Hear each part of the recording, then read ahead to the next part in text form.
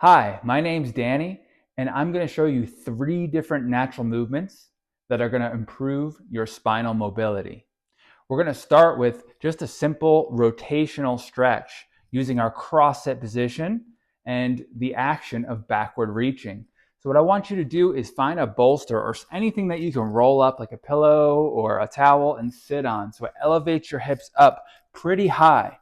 We want you to be elevated up enough so that your knees are at least even with your hips. And what that's going to allow you to do is sit up nice and tall without much effort. If we try to rotate when we're already flexed, we're locking down our spine. So we got to be at least neutral first. So find that bolster or a few things, or even just sit on something that's slightly elevated.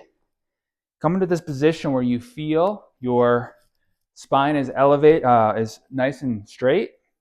Shoulders stacked on top of hips, head stacked on top of shoulders. This alone can improve your spinal mobility, just getting into good posture and really feeling what that feels like. Imagine if somebody was pulling your head up, pulling your hair up, helping you stack your spine without lifting your ribs. Everything is just neutral. Just visualize for a minute your spine is just like a pole. It's not necessarily straight like that, but its soft curves intersect that pole, and that sort of axis of perfectly up and down against gravity is what you want. So find that position first and take a few breaths and feel it first. Visualization is a really important part of improving mobility, because in order to improve your range of motion and control of your body, you have to be able to visualize what your body looks like on the inside. And I find simple geometric shapes like a pole work better than actually trying to visualize your spine itself. Okay? So from here, what you're going to do is you're going to start to reach backward. You're going to start by turning first at your head and then your torso, and then you're just going to start to even reach with your arm backward. And just kind of do that movement back and forth a few times in that order. So head, torso, arm.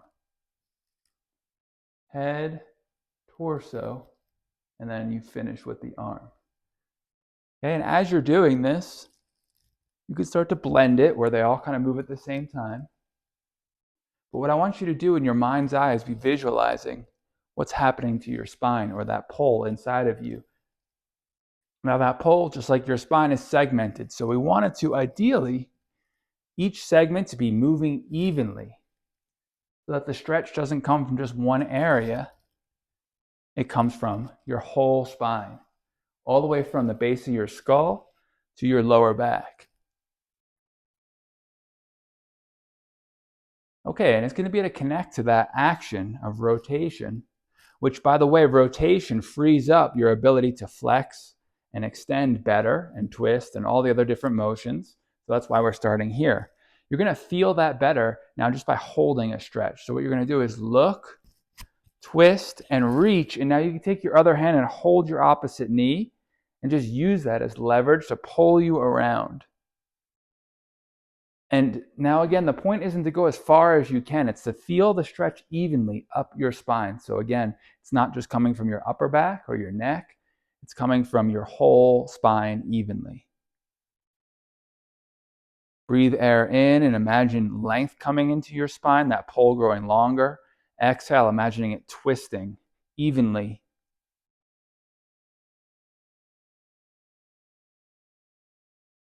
Good. And let's try the other side. Another visual cue that can help you is, instead of envisioning a pole, envision a ladder. And imagine that ladder is growing longer and then also twisting. So other side, look, reach, twist from your torso, grab a hold of your opposite knee, and let's hold here. The purpose of this is to, again, find space, find the areas that aren't actually twisting, and work on improving getting that twist all the way in your lower back, your mid back, your upper back, and your neck. Breathing and feeling.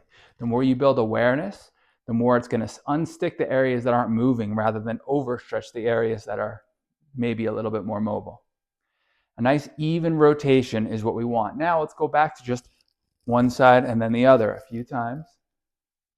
And just notice if you've built a little bit of awareness in your spine. Remember, the stretch isn't the magic. The awareness, the visualization, the connection, and the practice of using the movement is what's creating the actual mobility. Last thing we're going to do now is, without using leverage or pulling off your knee, it's really important to be able to use your own strength to be able to get into the end range of your motion. So we're going to look, rotate, and we're going to be holding for 10 seconds. And we're just going to hold and visualize our spine twisting, and we're going to use as much of our own tension in our torso as possible to hold us there. So go ahead and get to your end range of your neck, of your shoulder, of your whole spine, and hold. Don't resist the urge to pull. Even if it's not very far, just hold, hold, go further, further, further, breathe, and release. Even if you didn't get very far, even if it's just right here, you're better off using your own strength and constantly always trying to need extra assistance. Okay, let's do the other side. So head, torso, arm. Make sure you're nice and vertically stacked. 10 seconds. Increase the intensity of your contraction to pull yourself further into the stretch. Halfway there, go a little further. Relax your opposite arm if you can. Further, and release. Very good. Okay, and now let's go back and forth a few times. Just looking behind you and reaching behind you. Maybe you notice it already feels a little bit more fluid. And even if it's just a little bit, that's good news. Okay, let's move on to our next movement. Now that we've freed up our entire spine through rotation, we can work on our spinal flexion. Okay, the best movement for working on spinal flexion is going to be rocking, which looks like this. The key to rocking is in our ability to flex our spine. The more our spine is like a C, the easier it is going to be to rock without needing to throw our arms and limbs or our legs around to make the movement happen. Okay, and in doing so, we work on freeing up our lower back, freeing up our mid back, and sometimes even freeing up our upper back. Most people, the upper back will be rounded, but the lower back will be tight, and it'll cause this crashing sensation. Okay, a nice smooth rock implies a nice smooth forward flex spine. So to practice this, what we're going to do is first we're going to flex everything forward, starting with your upper back. Then I want you to crunch your abdominals, squeeze, put some tension in your midsection, and see if you can push your lower back as far back as you can. For some people, you might really hit a wall here. This is very common to be tight here. And then you're actually going to even come forward into your hips. Your hip joints are going to go forward, and you're going to reach forward as far as you can. And then back off. And then let's do that same sequence. Forward flex the upper back. Forward flex the mid and lower back. Forward flex from the hips and reach. Good. And one more time. Upper back, mid back. Forward flex all the way. Make your spine, visualize that C inside your spine. Good.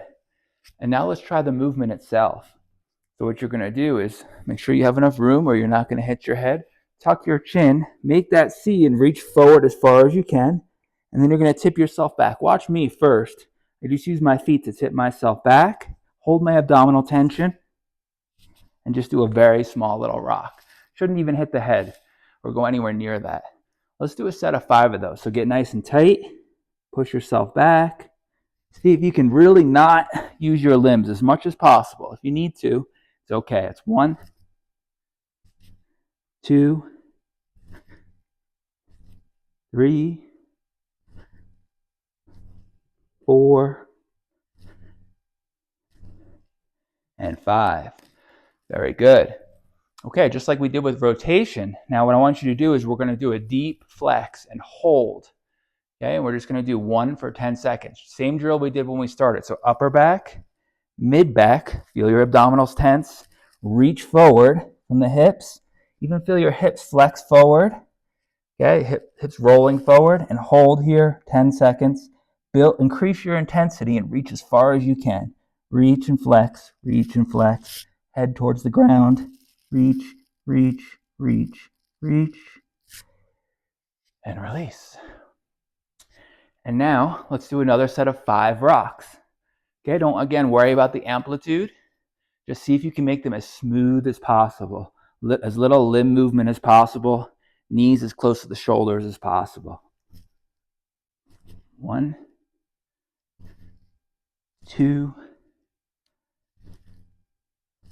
3, 4. Be visualizing your spine. The more you visualize, the more you'll create the shape you need to make the movement happen. Okay, and it'll help you tune in to where that shape might not have the ability to make that shape. And the more you practice, the more you'll be able to create that shape. Okay, and movement number 3, natural movement number 3 is prone lying. Okay, so we worked on rotation, flexion, and now we're going to work on extension. So come into a prone lying position. Okay, and I'm going to face you a little bit and just come onto your elbows. And from this position, first, what you're going to do is you're going to come down, hands onto your wrists, and then you're going to come up to your elbows, and then you're going to look up. And then just do that a few times, that exact sequence. And as you do it, what I want you to be doing is going very slow. And just like our other movements, start to tune in to the shapes in your body. If you feel this in your lower back, it's probably because your mid and upper back aren't doing their job and your lower back's taking all of the extension.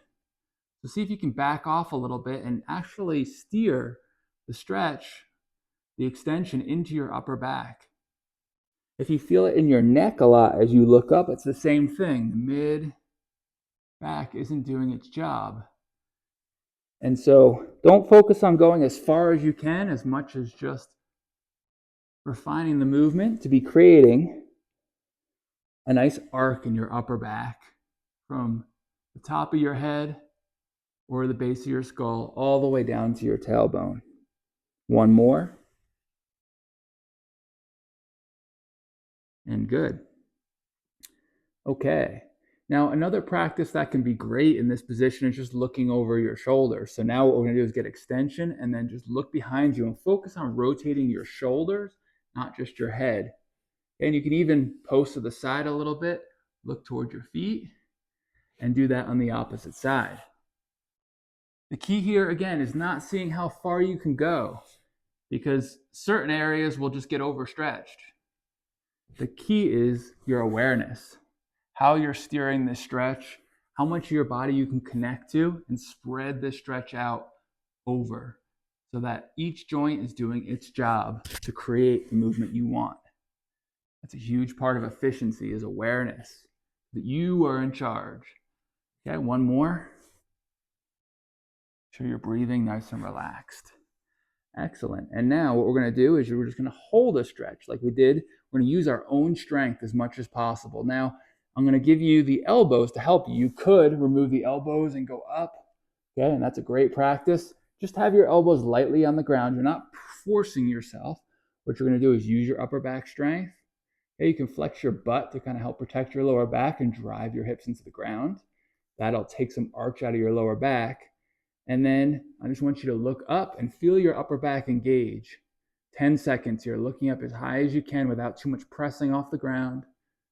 Look higher, feel where the stretch is coming from, where the movement and extension is coming from. 3, 2, 1, and relax. Very good. Okay, a few more times now. Head to the ground, and then look up, nice and slow and soft. Hopefully becoming aware of more space in your spine. 2 more. Okay, if you're not used to doing these movements, it can make you a little sore at first. And let's just work backward in our sequence. Do a couple rocks just to be able to release any tension we accumulated here. Let's just do 3. Nice and slow and soft.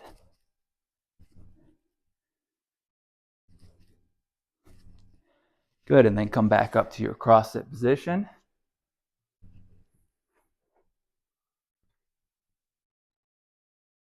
Okay, slowly reaching for 3.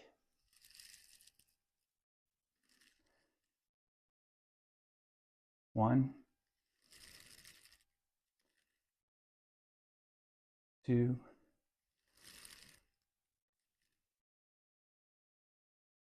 and 3.